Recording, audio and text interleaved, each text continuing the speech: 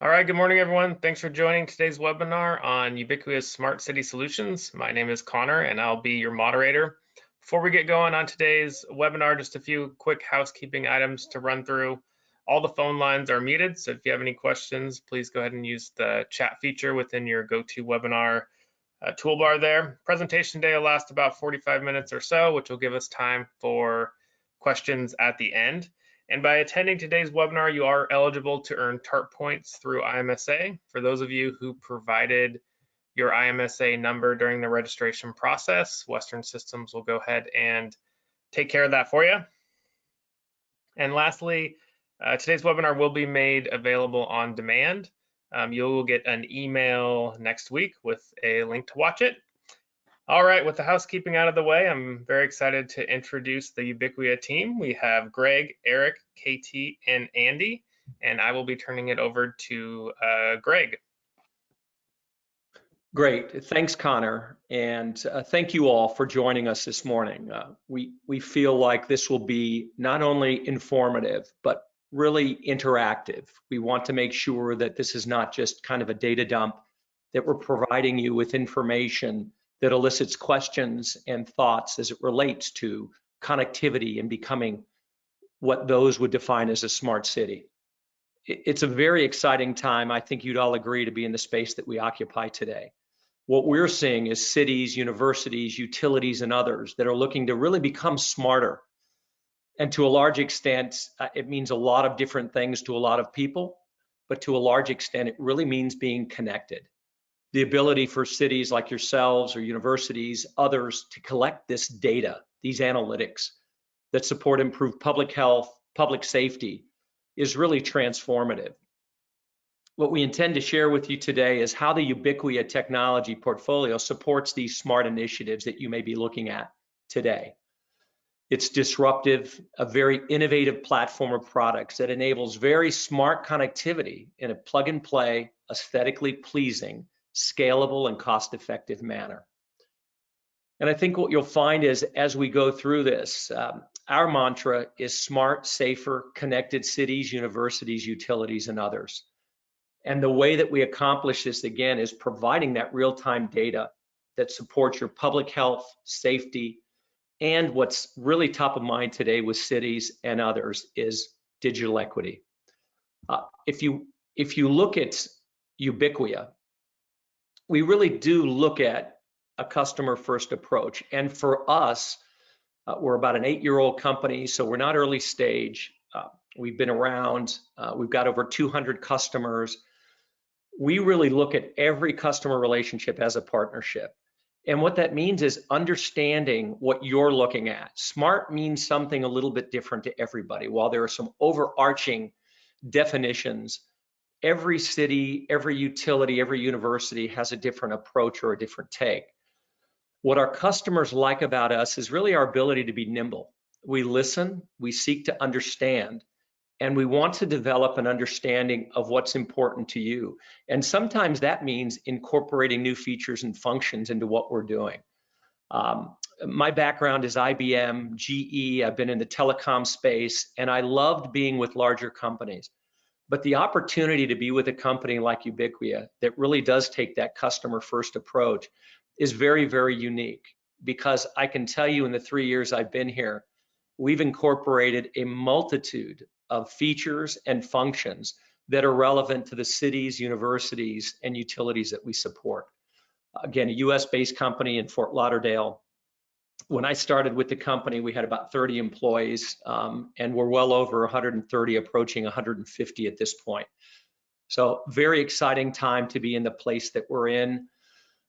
We also take a very product-focused approach as we look at how smart works for cities, universities, utilities, and others. And what that means is not just relying on one device or one technology or one approach to the business. As you'll see as we move to the next slide, we'll give you a high-level overview in about a minute or two of what Ubiquia really encompasses and entails. So Eric, if you want to go to the next slide. Yeah, the next slide's the video, Greg. Sure.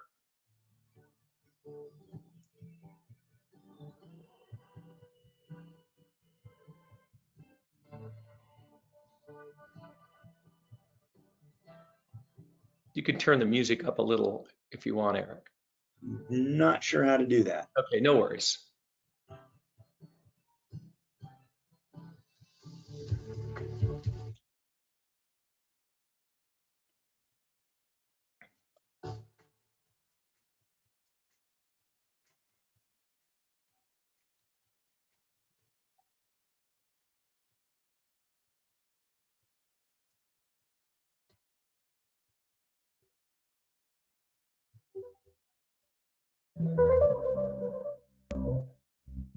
There you go.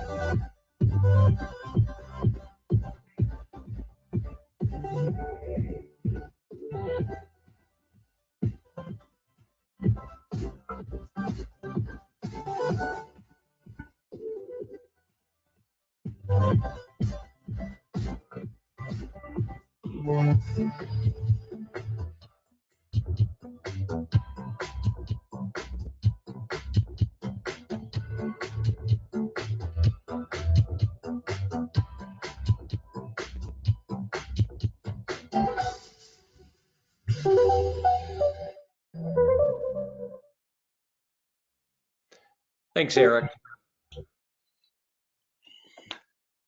So as the video portrays, everything we do really starts around the NEMA socket of the pole. We're an LTE-driven system, which makes it very, very easy.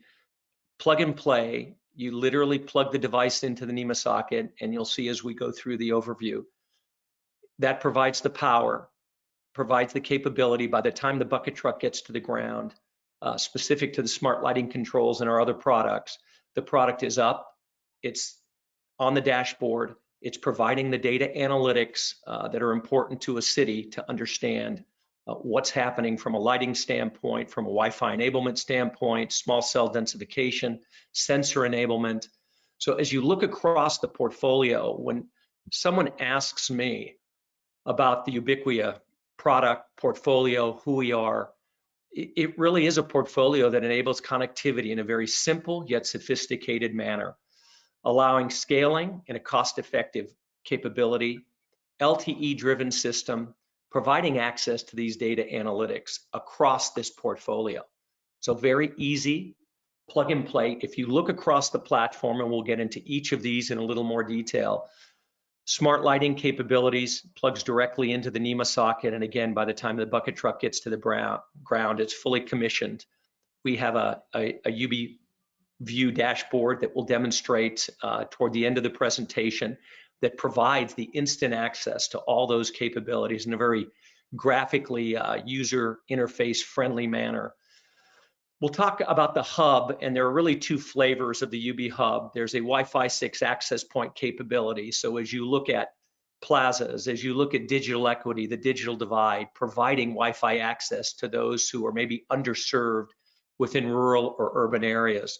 The Wi-Fi 6 access point is one of those capabilities that, again, plugs into the NEMA socket, connects on, has the smart lighting controls integrated into it, which provides, again, ease of access for smart controls. The AI option, and we'll provide some specific examples.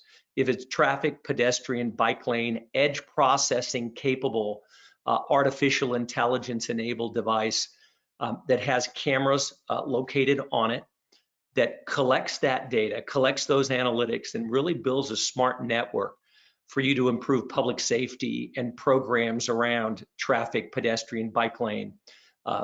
Has application enablements around parking, waste management, and again, we'll provide some direct use case examples.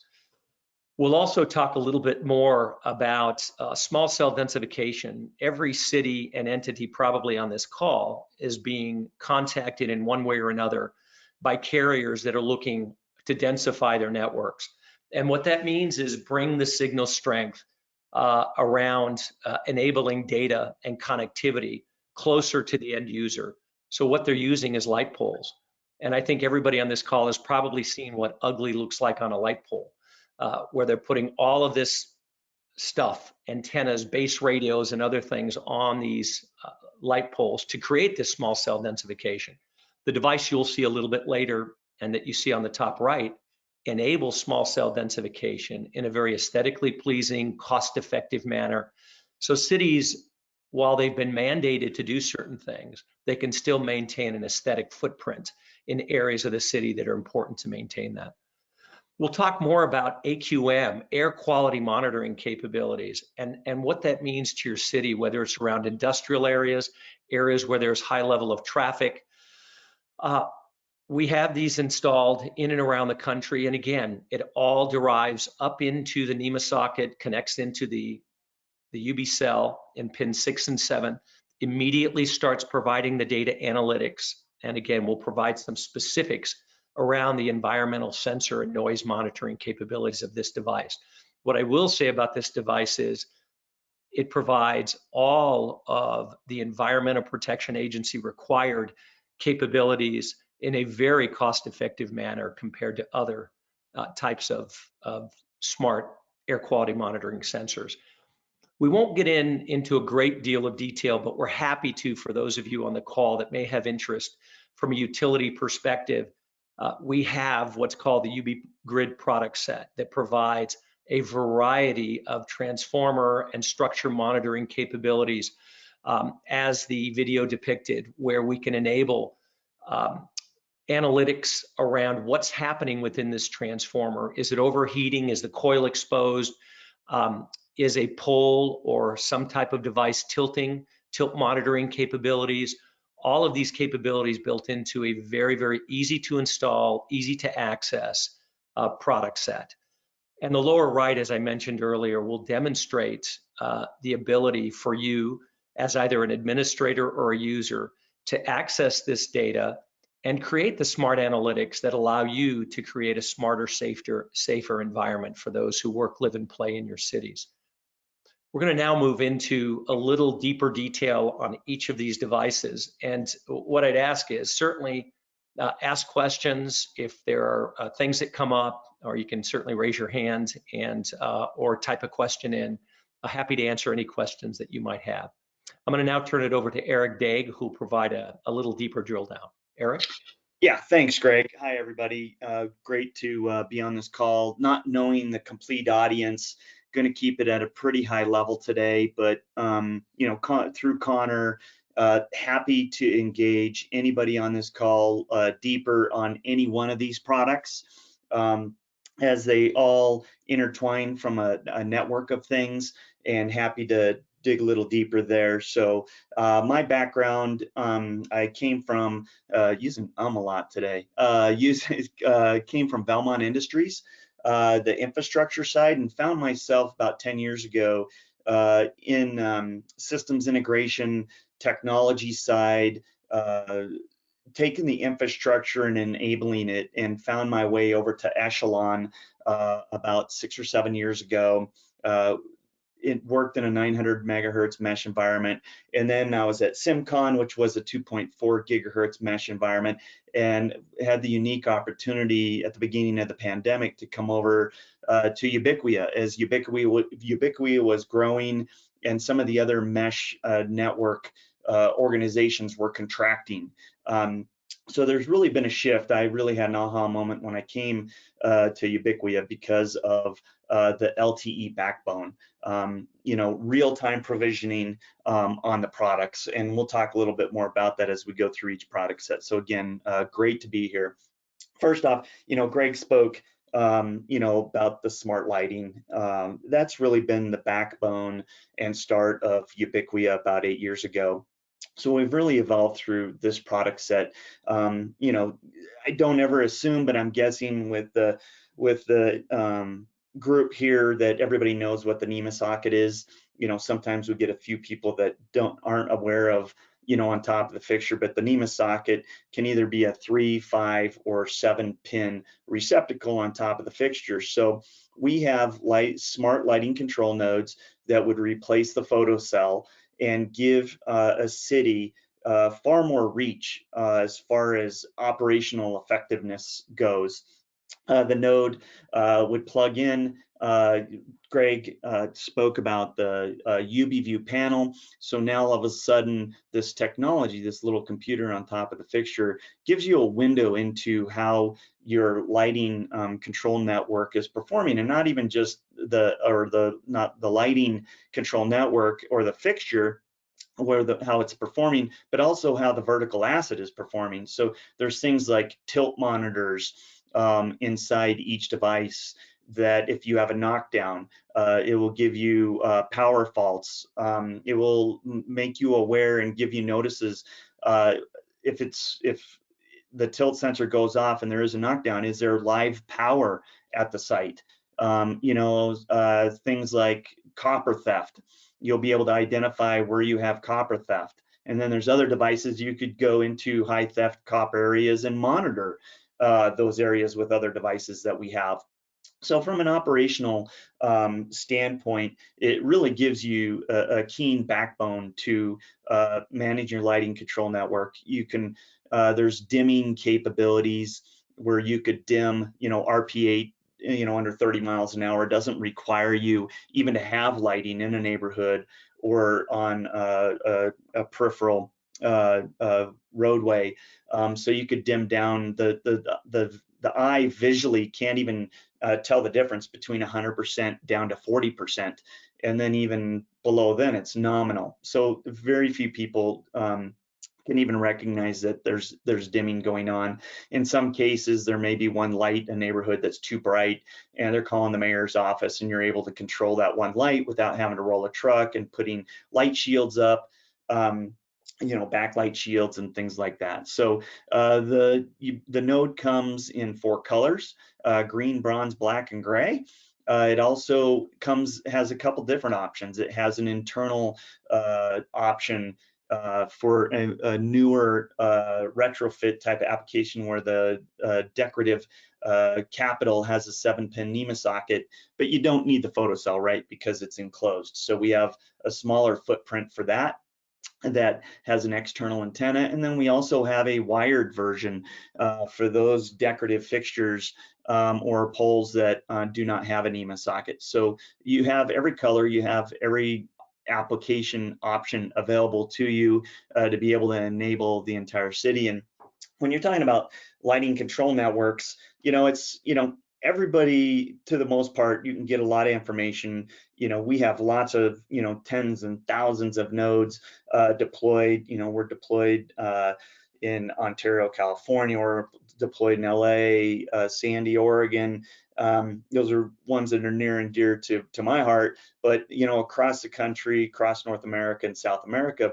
But there's a lot of questions about what else can you do with a lighting control network. Well, you can enable, like we do with environmental sensors and noise monitoring through the Lte Backhaul. We just deployed a handful of these in LA as a test. City of Los Angeles. It took about 20 minutes to get them up. It's a 3-year program, no calibration on the environmental sensor. The city's very happy because it's a quick deployment and they could leverage some technology or infrastructure that's already in place. We're working with, we're doing motion sensing mid-block where there's been some fatalities with the city of LA. There's large cities in the east that we're working on mass notification on doing DMX control for some progressive neighborhoods where they want to identify snow routes with blue lights or red for emergency or orange for Halloween, and maybe every other light green and red for the holidays. There's a lot of different applications that are used here. From a technical specification standpoint, happy to send out a technical sheet, but a couple key things is we're 110 volt to 480 volt. So you don't need to have a full audit of your inventory, whether it's 277 or 480, to understand which node you want. That's pretty common in this space, that there's two separate nodes for those two different voltages. So ours is universal. It's got a 0.5 class 12.20 meter in it, and we've gone to a 20 kV surge protection from a 10 kV surge protection. So these are all things that we've learned along the way that our customers need, particularly utility customers. But if you're wanting to understand what your power usage is, in some larger cities, there's power theft. Also, maybe you have a tariff that you're paying with the utility and you want to really understand what your real usage is. You could use this device to pull reports and collect that information and use that as a baseline for maybe negotiating a tariff. Any questions on smart lighting? Happy to answer those, or we could do it at the end. No comments. Okay, good.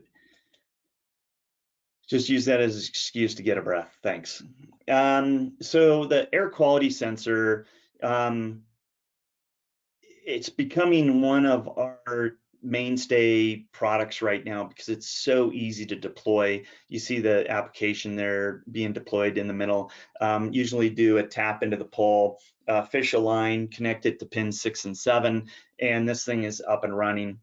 We have Vernon, British Columbia, which has about a dozen of these deployed in all their parks. They report on pollen counts, and they collect that data and push that data to their website and want to share that with their constituency. They're finding that that's become a very popular data point within their community. Like I mentioned, we have these up in LA. Right now with the Santa Ana winds, I don't know if the group here is familiar with that, but the winds come in and push all the pollution out to the ocean. So I thought the air quality sensors were broken when the AQI was down around a 3, because the air quality is never that good in LA. So, but we went on to some of the other national sites and found out that our devices were right in line with all the other national site reportings in the area. So they were very excited about that. And we look to have multiple of these in all the districts in the city of Los Angeles due to the air quality. So it just depends on what your objective is. There's also noise monitoring. So, if there's noise pollution on a major roadway, the cities can monitor that. There's a decibel amount for a large potential crash at an intersection. So there's a lot of different use cases that this can be leveraged for.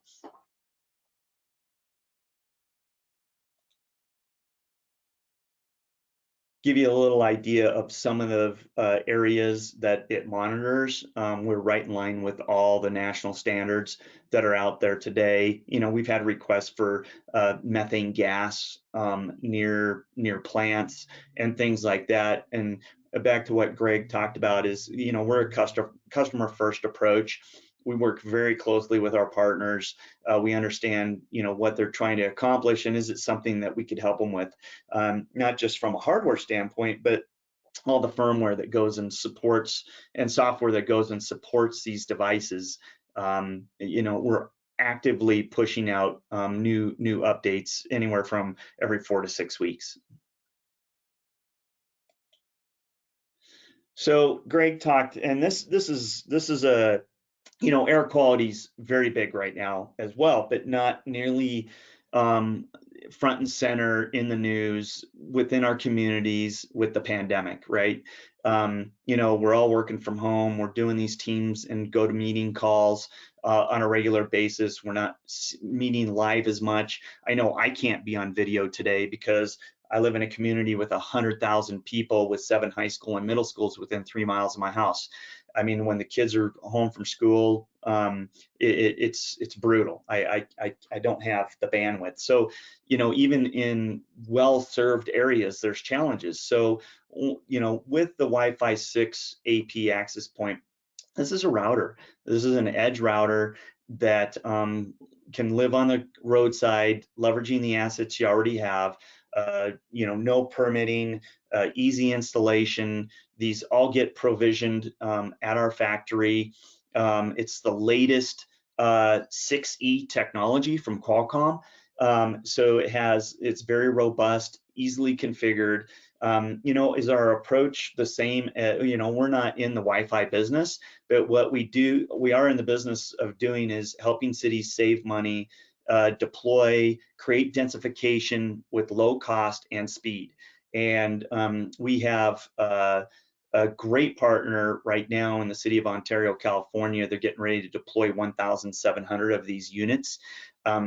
They are using this as the distribution point.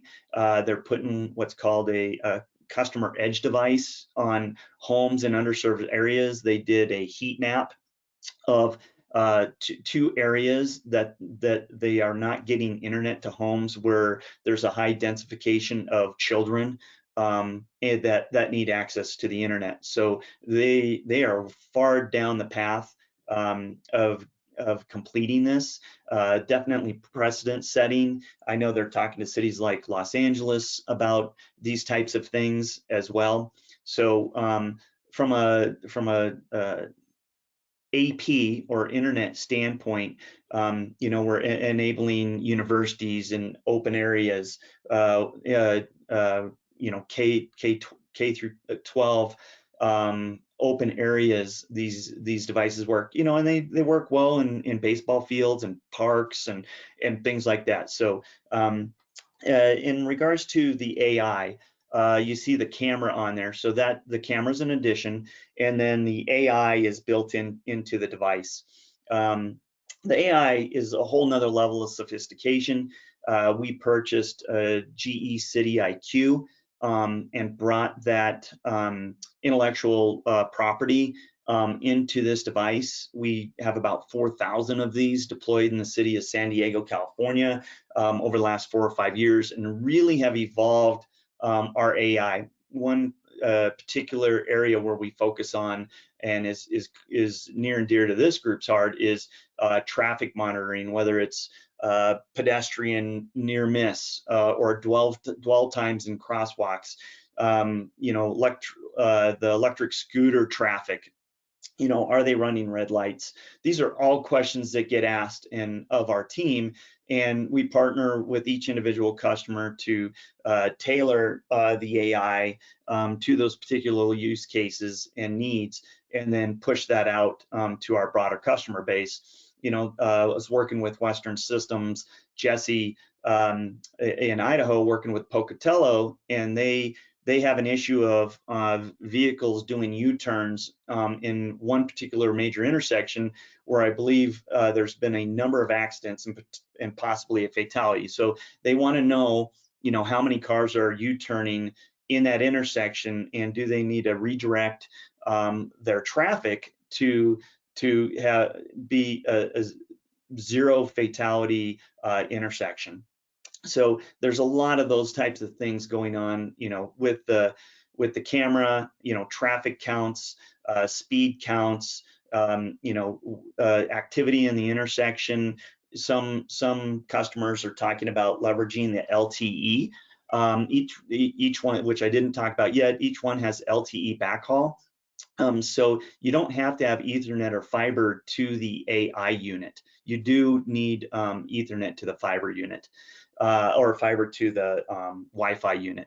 But if you wanted to do mid-block monitoring, you could backhaul the counts, the video, access the video, and those types of things via LTE.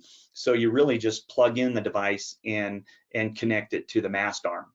So another application from the traffic standpoint is, can you piggyback the Wi-Fi to the LTE backhaul from the cabinet? Those are things that are being explored. you know, that's not something that we have out of the box, but it's something that our customers are looking at and we're talking about with Western Systems. So there's other unique applications and flexibilities that you have utilizing this device. Eric, another interesting use case that the city of West Hollywood is employing is because they've got major thoroughfares on either side of the city, what they find is cars are cutting through residential areas to get from one point to another, and obviously speeding through to get from one large street to another.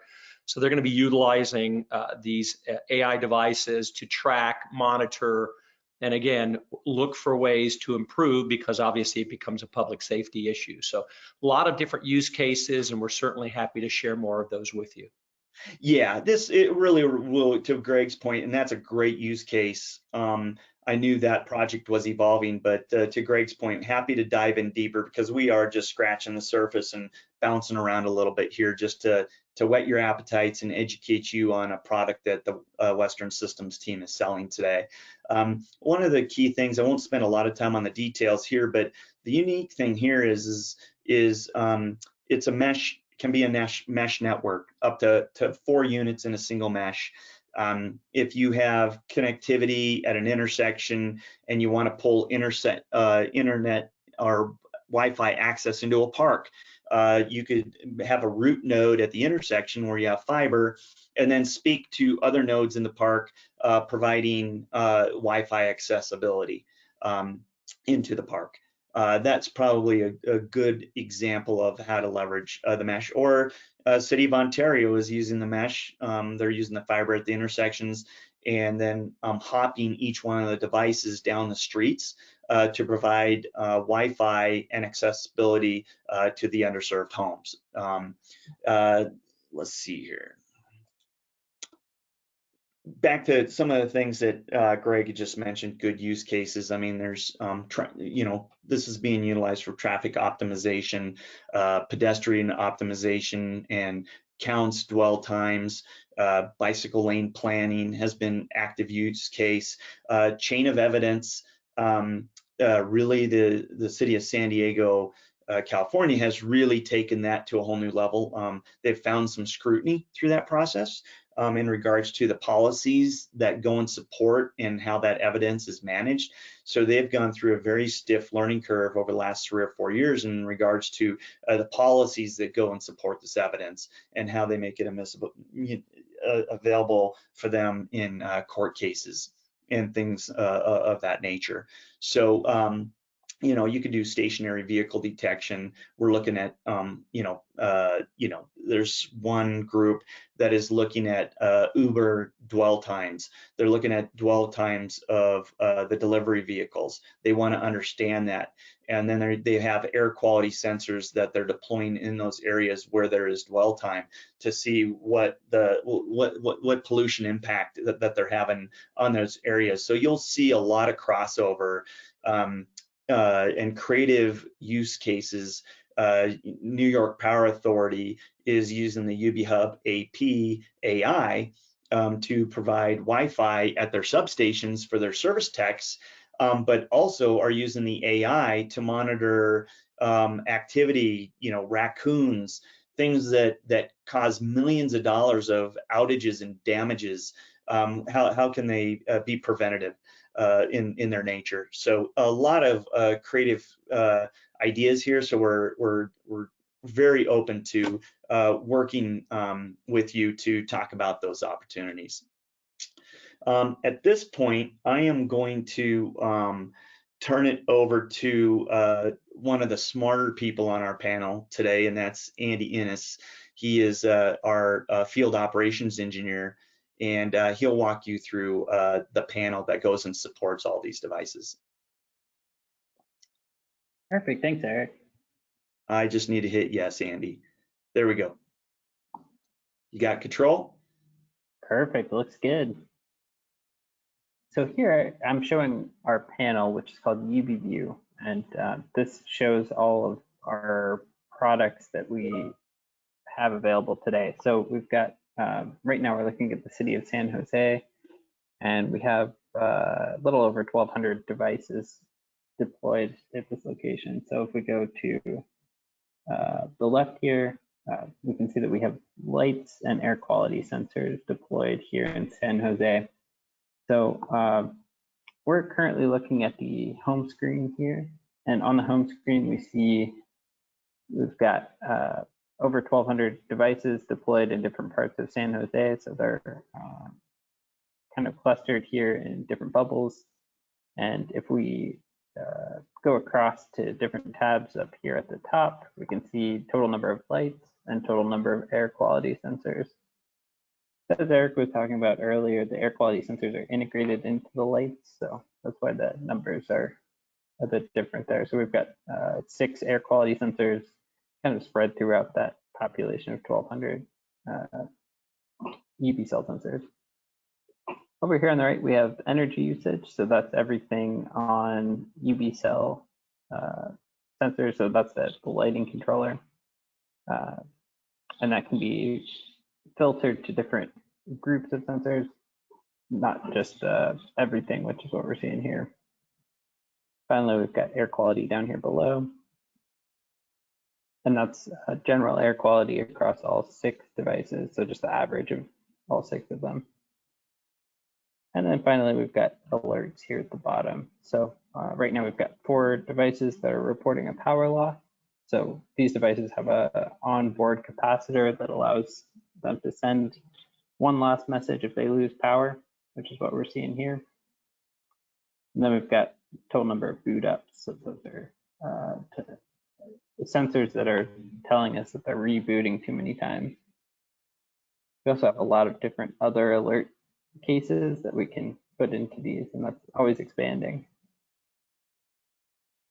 So next, I'm going to take us over to our main page of the panel. And on this page, we have it separated by product type. So I've got lights and air quality here. When I click lights, I can see everything over here on the right. We've got different panels here. On the right, we've got our map at the top, and we've got a sort of database view here at the bottom, which will show all of the data for each one of the devices. And then on the left, we have a search bar at the top and more information on the left. So from here, we can make changes to devices, we can group devices, we can look into individual devices if they are not working as expected, or if we have a power outage or something like that. We can filter these, so I can filter for all of the devices that are currently turned off. And we can filter devices as well up here in our search bar. So if I click here and then go down to tags, I can select an individual tag in here, which will allow me to control devices in a specific area. Right now we're looking at the Almaden Lake Park area. There's just 2 devices there. Might switch to a different tag here actually.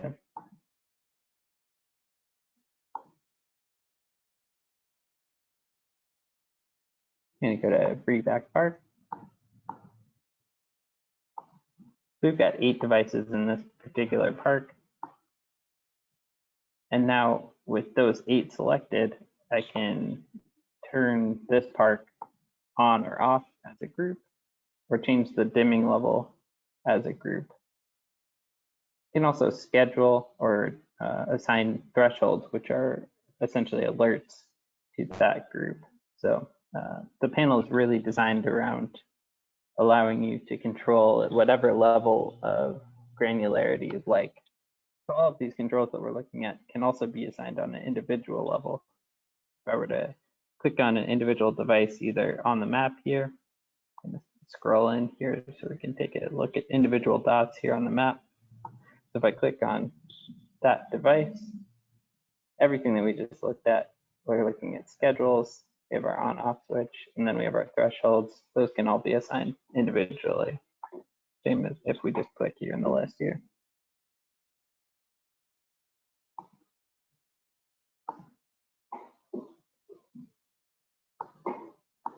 So I'm just zooming out a little bit. If I click on any one of these devices in this list, we get metering information over here on the left, as well as other information like hardware version, brightness level, total number of lamp cycles, so total number of times it's turning on or off, etc. Then we've got more information like light history down here at the bottom, which will give you all of the data in a visualized form, essentially. And then we also have the ability to download any data in the panel. So if there's anything that you're trying to do in the panel that you can't seem to, you can pull data into an Excel format and work with it that way. Andy, as you go through this, I wanted to mention, as you look at energy consumption, the city has done their own analysis, and they've come up with a reduction by using dimming schedules of about 35 to 38% of energy consumption. And again, as cities work with utilities and work toward metering capabilities, this can have a direct impact not only on energy consumption, but on certainly cost savings. So it's been a direct, and I'm certainly happy to share that information with anyone on this call. Perfect, thanks, Greg. You bet. I'm going to quickly jump over to air quality here on the left. And we have 6 sensors that are deployed around San Jose that are measuring air quality. As you can see, these are in different parts of the city, and everything looks to be good air quality today. But maybe last summer we would see very different numbers here. So these are color coded according to the EPA's coloring scheme. So right now everything is green, which means it's good. But if it were to move into red or purple, we would be sending notifications to folks to spend time indoors and that sort of thing. But we have particulate matter, gases, etc. Lastly, I'm going to quickly look at scheduling. I'm going to jump over here to our lighting administration.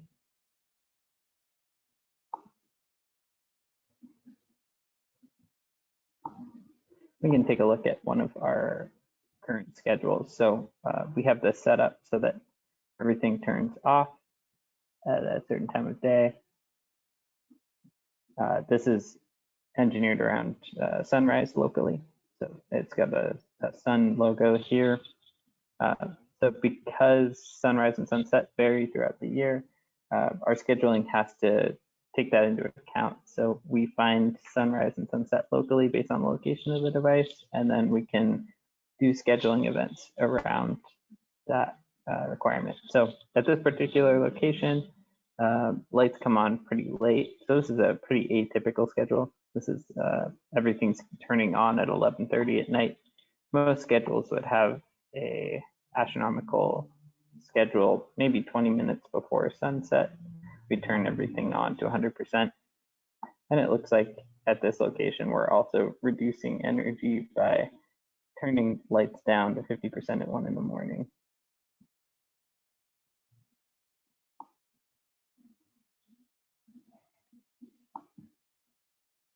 So that's kind of a high level view of what's going on at the San Jose location. Greg or Eric, do you think that we should jump into, we can take a look at Schenectady and take a look at the AI functionality as well? I think we have a few minutes. Yep. Perfect. I'm jumping over to the other side of the country here. This is Schenectady, New York. And here we have a lot more products deployed. So we've got Wi-Fi, lighting, and then traffic and mobility here as well. So I'm going to take a look at curb management here. And here we have our AI device deployed across the city. This is an active install. So we've got some devices that are connected and some that are disconnected. But if we look at this map at each one of these locations throughout the city, we can take a look at where there's available parking. So in this area, we can click on this device, and it'll give us a list of where we have stationary vehicles.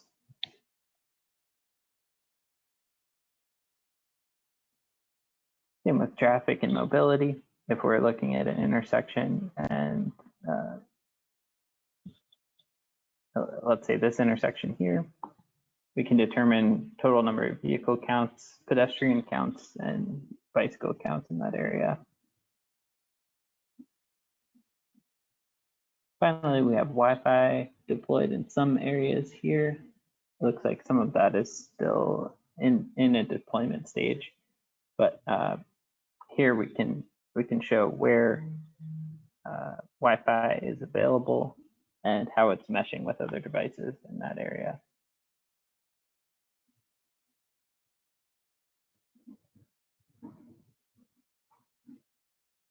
This is kind of a high-level overview at the moment. I think at this point I'm going to turn it back over to Connor.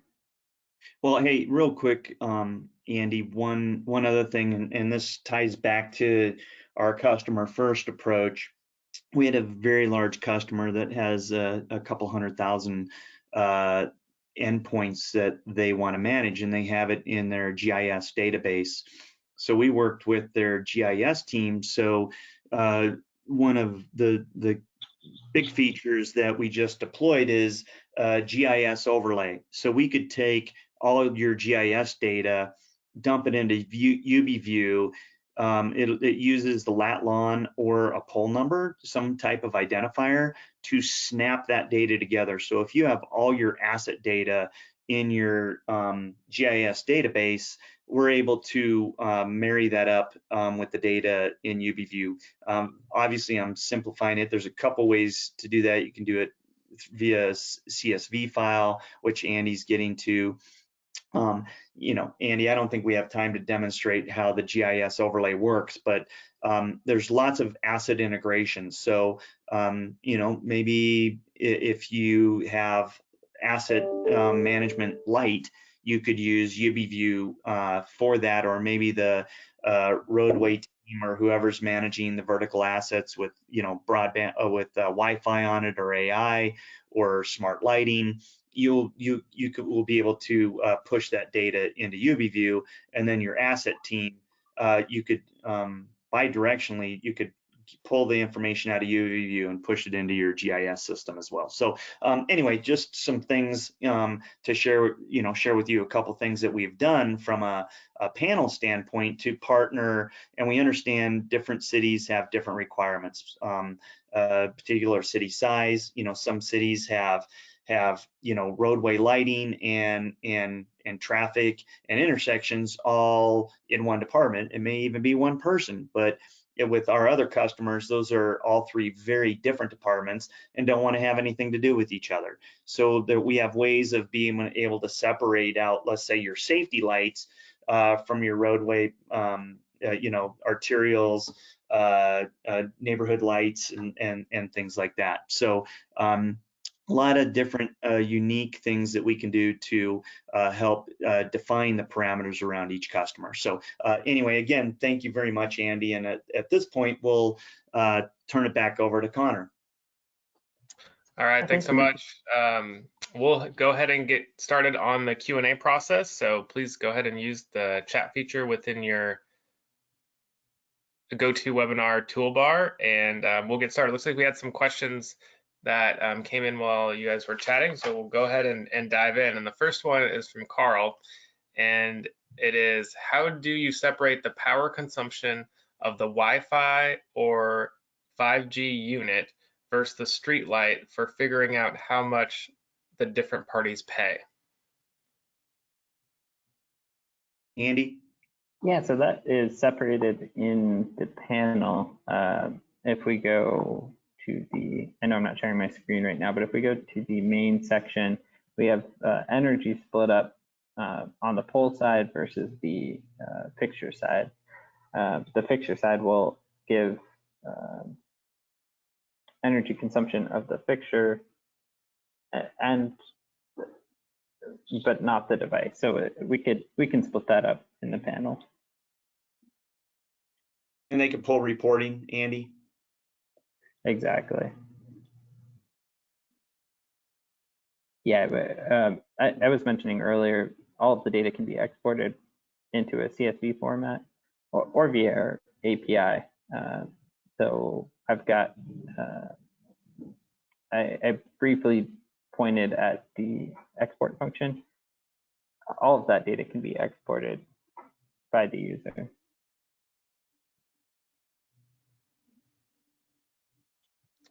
Great. And then we got another one here. It says versions for decorative downtown lighting.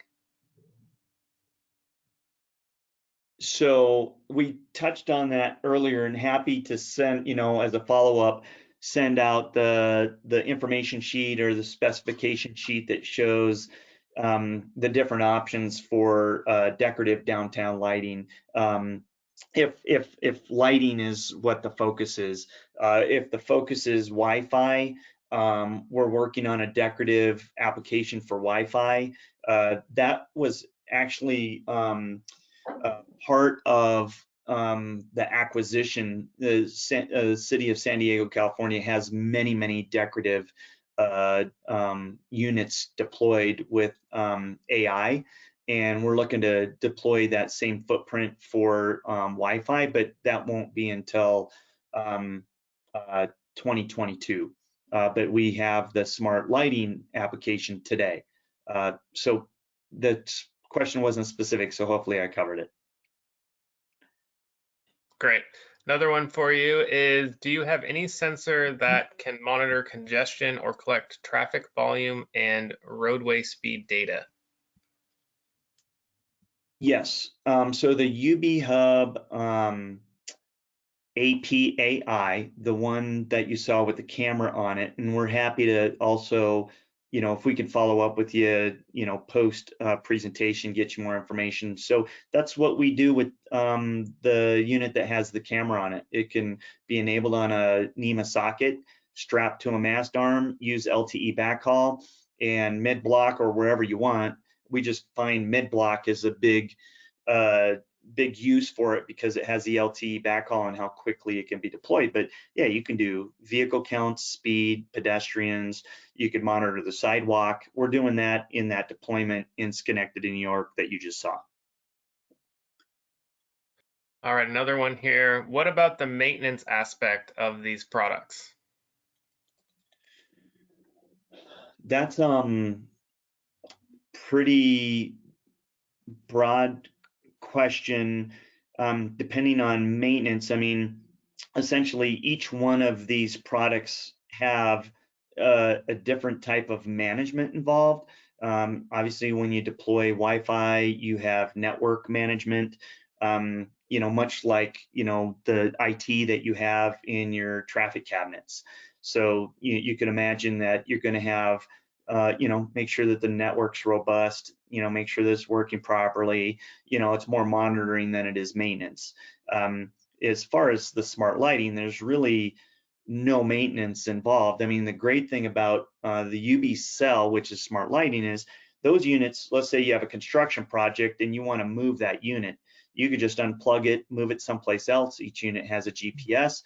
It'll repopulate on your panel, and then you can transfer the data or not transfer the data. So you'd have somebody that is a administrator, but it's administrator light. It doesn't take a lot of effort to manage this. What you're really waiting for is pulling the reports and collecting data and getting notifications, things that create action. Knowing what asset a truck's rolling to, that, it's a Valmont pole and what size mast arm it is, and, is it a Leotech fixture, or, GE or so you're equipped when you go out in the field. So, so we could talk more about that if there's something specific that I missed. All right, another question here from Scott. Can you permanently dim individual lights within a grouping? For example, if we put in a 100-watt fixture, but only a 80-watt fixture is needed, can we set the 100% dimming value to 80 watts so that the dimming scale is from 0 to 80 watts instead of 0 to 100 watts? Yes, absolutely. And then another one from Scott. Also, how do you control dimming over the lifetime of the fixture to account for lumen depreciation over the lifetime of the fixture? For example, 93% on installation, ramping up to 100% in 20 years. That's not something that Andy, I'm doing the simple answers here because we'd want to get Andy involved in some of these. But when you look at lumen depreciation or dirt depreciation and things like that, I mean, you're probably, I mean, and you don't have as much as that in an array, right? Well, exteriors for sure. A couple things that we can do, we can determine if there's chips going out or if there's an array failing prior to full light failure.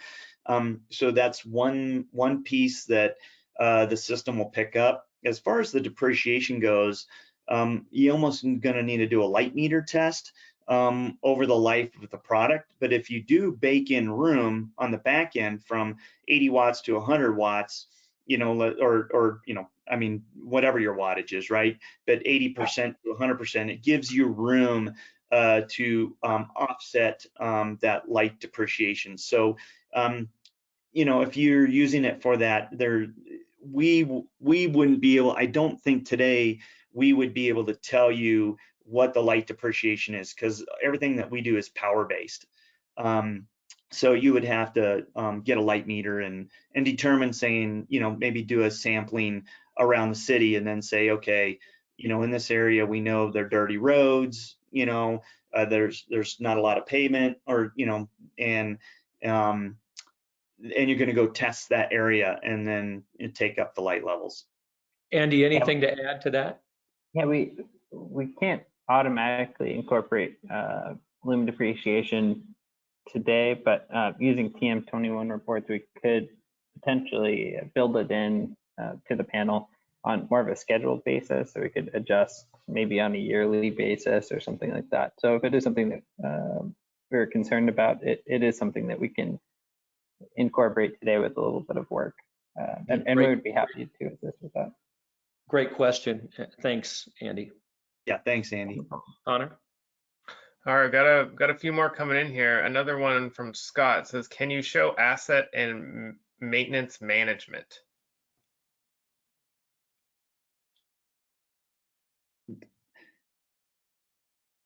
Yes.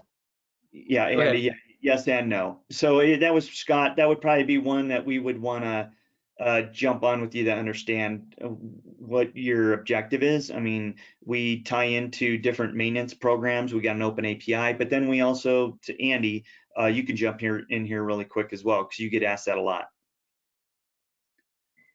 Yeah, from a maintenance perspective, we can set up alerts to only interact with maintenance staff. So certain things, maybe not everyone is going to be interested in, like say sag and swell or tilt or something like that.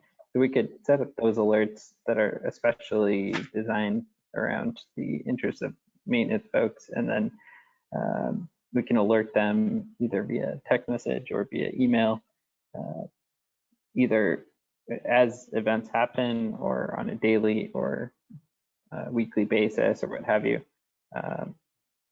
All of that is pretty configurable in the panel. So again, that's something that we would help with when the time comes. But that functionality all exists today. Thanks, Andy. Yeah, no problem. All right, another one for you here. While designing such devices for making smart cities, is there environmental or health hazards of radio frequency that has been studied? Yes, we have those studies available. We could probably share those, but they're going to vary from product to product. It's worth noting that the majority of our products operate off of LTE, so we're not transmitting any radio frequencies. I mean, we are transmitting radio frequencies, but they're all standard LTE frequencies. Okay, another one here for you is, do you have license plate readers? Not today, but it is a technology that we have available. So it may be something that we incorporate in the future. It is something that's being viewed on the roadmap. Yes. So our technology can do it, our cameras can do it, but it's something that needs to be built in from a software standpoint, and it's evolving. But the AI is very sophisticated. So those are all considerations because those questions come up a lot. All right, another one from Carl here. It says, what about turn movement counts? We probably need a little bit more context to that question, unfortunately. Okay, maybe Carl can chat in here with a few more details on that one. And Carl, we're happy to jump in more on that one because that came up with the city of Pocatello as well. You know, whether it's a U-turn or a turn, and you know, if you want to talk more specific about it, we're happy to jump on a call. Okay, perfect. And then looks like one of our last ones here, it says, what about the warranties on the products? Well, each product has different warranties. Each one of the products kind of comes out of a different different markets, and there's different standards for each one.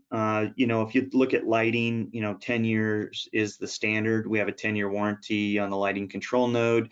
We also have 10-year connectivity and software maintenance packages that you could just buy up front, and it just covers you for 10 years. You know, as far as air quality, go to the other end of the spectrum. You know, those air quality sensors don't last. We have a 3-year warranty on ours and a 3-year bundle for connectivity. And so you don't have to touch it. It doesn't need to be calibrated. That's unprecedented in the marketplace. So 3 years is extreme. Typically, you get a 1-year warranty with air quality. So it all depends on each one of the items. And we have different warranty options for each class of product. All right, looks like we just had one more pop in here. Any operation or maintenance issues with the camera related to fog, cleaning, or tree shadow? Andy, I'll let you jump in on this one because I know you've been asked. Yeah, fog, rain, and tree shadow. So the lens on the AI has sort of a self-cleaning feature. It's just a coating on the device, so it does wick water and fog away. There's also a heating feature, so if there is a significant amount of condensation, it will wick that away as well. I'm not sure about tree shadow though. I'm not sure what's being referred to there. Apologize. Yeah, we can get that detail to Connor, and he can provide it to the attendees. Perfect. Certainly. All right, well, that looks like all the questions that we have. So thank you everyone for attending today's presentation. We're very excited to introduce Ubiquia and their team to you guys. If you have any questions, please feel free to reach out to your territory manager or the Ubiquia team, and we can certainly help you with those. Thanks again for joining. Thanks, everyone. Thank you, everybody. Have a good day. Have a good holiday.